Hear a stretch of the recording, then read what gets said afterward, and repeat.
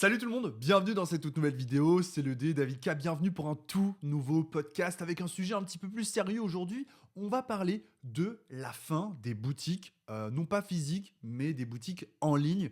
Il y a de très nombreux podcasts sur ce sujet actuellement sur la plateforme de YouTube concernant majoritairement les boutiques Pokémon et vous allez voir que c'est très intéressant. Le but de ce podcast, c'est bien sûr d'agrémenter, de complémenter ce qui a déjà été dit, donc on ne reviendra pas sur le fait que effectivement, le bloc EV pour le moment n'est pas une réussite en soi, un petit peu comme chaque début de bloc, des dernières séries qui sont sorties. Le début du bloc EB n'était pas non plus une grande réussite, tout comme le bloc SL. On est en droit d'attendre mieux, malgré des séries comme Pokémon 151 qui ont su trouver bien sûr leur public, étant donné qu'on joue sur la nostalgie des jeux, des gens. La nostalgie des jeux, c'est un peu ça parce que c'est Pokémon jaune, Pokémon bleu, Pokémon rouge, on se comprend. Avant de débuter cette vidéo, j'aimerais vous dire que je serai présent au gala et que je me suis fait un très gros kiff malgré un changement de statut de société. Donc je suis en plein dans les bilans comptables et tout ça, bien sûr dans toutes les charges possibles et inimaginables, la TVA, et on y reviendra plus tard.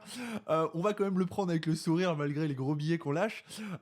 Des fois tu dis ah ouais ok bon bah je vais vendre ça. Je me suis fait un kiff parce que pour moi, même si voilà, faut bricoler, c'est toujours du bricolage, et ça encore, on va y revenir dans ce podcast. Je me suis offert une boîte de Magic 30 TH, et là, je vous parle d'amour, je vous parle de passion. On va l'ouvrir ensemble au Gala TCG, comme pour l'année 2023. Je l'ouvrirai, je pense, sur le stand de Asmodée, s'ils sont d'accord, comme j'ai pu le faire l'année dernière. Et on partagera cette ouverture tous ensemble. On ira vibrer pour chercher un P9 et pourquoi pas un Black Lotus. Allez, c'est parti, on va re-rentrer maintenant, vraiment, on va rentrer dans le vif du sujet, à savoir les boutiques. Déjà, il y a un sujet, j'ai vu la vidéo par exemple de Card Hunter qui était très intéressante. Qu'est-ce qui n'a pas forcément été abordé dans les vidéos récemment que j'ai vues? Eh bien, c'est que il y a 5 ans, 3 ans, quand on a débuté, qu'il y a eu la hype, ce renouveau de hype, comment vous faisiez pour trouver du Pokémon? Eh bien, vous alliez sur les boutiques en ligne, vous alliez peut-être sur eBay et sur Vinted, mais majoritairement, vous recherchiez la sécurité de boutiques en ligne. Ça marchait d'autant plus pour les différents youtubeurs, influenceurs qui étaient déjà sur le sujet, ils avaient déjà leur légitimité et donc tout naturellement, vous alliez acheter sur leur boutique. Aujourd'hui, le marché, il a changé. Il est passé par Facebook, il est passé beaucoup par eBay, puis beaucoup par Vinted, et puis aujourd'hui, majoritairement, le marché, il se trouve, il faut être honnête et l'admettre, sur les différentes plateformes de vente. Pour les plateformes de vente, je citerai majoritairement Vogt, bien sûr, et Whatnot, mais vous en avez bien d'autres. Vous avez Blister, Shiny. Je veux pas dénigrer aucune plateforme, il y en a beaucoup. Elles ont toutes leur communauté, plus ou moins grande, mais il est vrai que ces plateformes, elles ont plus ou moins révolutionné, pour ne pas dire remplacé, le marché actuel. Comment faire quand vous vous êtes spécialisé dans Pokémon, dans le scellé Pokémon, même quand vous êtes fourni par Asmodée ou différents fournisseurs? Il faut quand même rappeler que la grande majorité des boutiques en ligne ne sont pas fournies par Asmodée parce qu'elles n'ont pas de boutique physique. Il y en a quelques-unes, mais ça reste très rare. Eh bien, vous avez deux possibilités et généralement, il va falloir utiliser les deux possibilités. La première possibilité, c'est tout simplement de se développer. Vous pouvez choisir de vous développer, par exemple. Certains vont choisir Lorcana. Lorcana, ça a été dit par Card Hunter, c'est l'un des TCG qui a la meilleure rentabilité, tout simplement parce que le prix fournisseur est quasiment de l'ordre des 50%, c'est parfois peut-être 60%, mais bref, votre marge va être de 40% sur Lorcana, donc forcément, pour une boutique, c'est important. Faut bien comprendre que la boutique, elle vous escroque pas en revendant à ce prix-là. C'est juste que Lorcana a mis en place un circuit qui permet aux revendeurs agréés de vendre à un prix qui est le prix minimum de revente, qui va être intéressant pour eux. En soi, c'est un choix stratégie marketing qui est très intéressant parce que ça fait en sorte que les différents vendeurs mettent en avant Lorcana, donc mettent le TCG de Ravensburger en avant et multiplient leurs ventes. Forcément, moi, vendeur, si je vends un produit qui a 50% de marge, je suis plus tenté de le mettre en avant qu'un produit où je vais avoir 10%. Ça n'enlève en rien le fait que ce TCG peut être très intéressant, passionnant, que le circuit de tournoi est bien développé. Néanmoins, il faut admettre qu'on est obligé de se développer. Pour ma part, j'ai su capitaliser sur Rise. Il est vrai que je suis rentré très tôt dans Rise, j'ai découvert ce TCG, il m'a plu et j'ai eu des opportunités financières qui m'ont permis de développer mon site majoritairement sur Rise. Aujourd'hui, Pokémon, ça tourne un petit peu sur le site, mais 90% de mon chiffre d'affaires, il est réalisé sur Rise. Comme beaucoup d'autres vendeurs, j'ai donc dû me développer sur différents TCG. L'avantage, c'est que moi, j'ai une petite structure, je n'ai pas une grosse structure comme certains, je n'ai pas d'employés, je fais tout seul. Ça ne veut pas dire que je travaille plus qu'eux, ça veut dire qu'on a des responsabilités différentes. Eux, ils ont parfois, on va dire, des statuts au sein de leur entreprise différents. Un va se charger des ventes, l'autre va se charger des envois, l'autre va se charger du marketing. Bref, c'est un différent medley. Ils doivent forcément générer plus de ventes et plus de chiffre d'affaires étant donné qu'ils sont plusieurs à se tirer un salaire. De mon côté, je suis tout seul, j'ai des charges déjà sincèrement qui sont disproportionnées je trouve par rapport à ce que je gagne. C'est déjà un petit peu compliqué, on va pas se mentir, mais je bricole grâce aux vidéos, grâce aux partenariats, grâce à plein de choses. J'ai la chance, le site il a quand même un certain trafic et un certain volume de vente, mais ne nous mentons pas, il se pourrait qu'un mois, un jour, je me retrouve en difficulté. Donc j'imagine que quand vous avez de plus grosses structures, eh bien vous êtes obligé de vous développer. Vous n'avez finalement pas le choix que de passer par différents TCG autres que Pokémon. Et ça ne s'arrête pas là. Aujourd'hui, j'ai pris de l'expérience à travers mon contenu et à travers mes différentes ventes par rapport à la création de mon site, par rapport à mes différents partenariats qui ont parfois évolué à la hausse ou parfois à la baisse.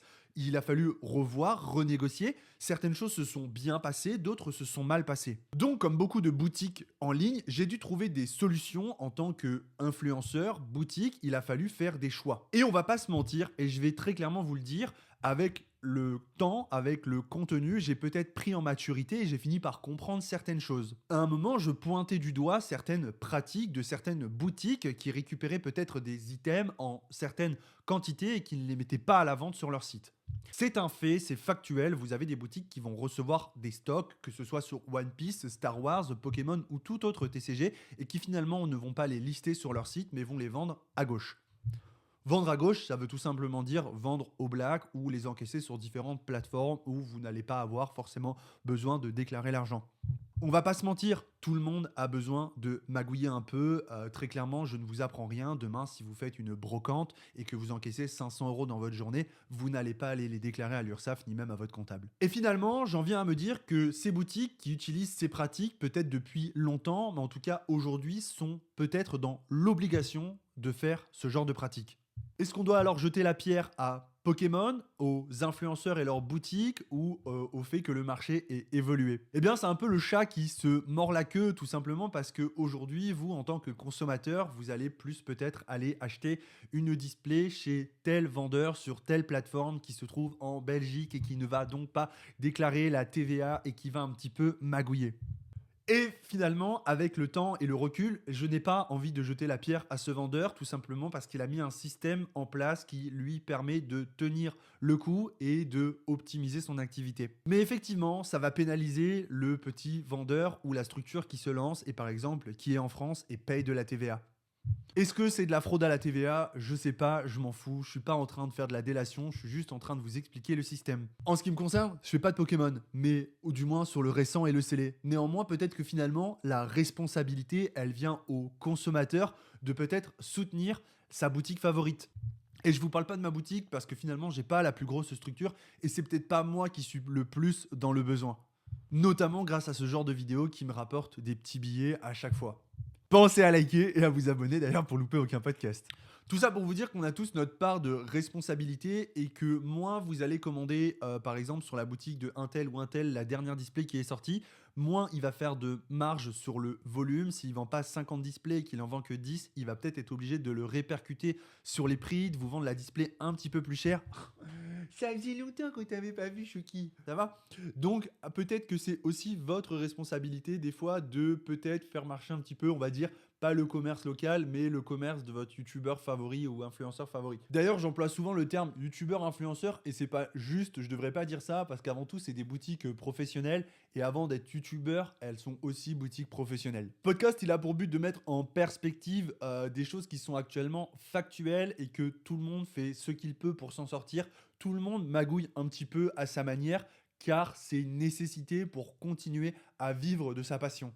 Regardez ce petit Kunkunit, lui, il s'en tape. Hein. Très clairement, il a ses croquettes premium ultra machin, une nouvelle litière tous les 2 jours et il tape sa meilleure vie. Il s'en fout que le site il tourne ou pas. Hein, tu t'en fiches, toi. Finalement, si j'avais une conclusion à cette vidéo, c'est peut-être de appeler à responsabiliser les différents clients. Je sais que on fait tous très attention à notre budget et que 10 euros par-ci et 10 euros par-là, c'est très important. Mais si de temps en temps, vous pouviez commander sur la boutique d'un tel ou d'un tel une petite display, et ben je pense que ce serait mieux. Essayez aussi peut-être, et je veux pas me mettre à dos les plateformes, c'est des super systèmes qui ont su révolutionner à leur manière la proximité entre les différents vendeurs et leur communauté, mais peut-être de temps en temps acheter sur un box break sur différentes plateformes comme sur les plateformes de YouTube. Encore une fois, je fais pas de box break sur YouTube, mais tout le monde essaye de mettre des petits systèmes en place. Essayez peut-être de participer un petit peu partout. Je sais qu'il y a des vendeurs qui sont plus attrayants que d'autres, d'autres qui sont plus too much, plus excitants, etc.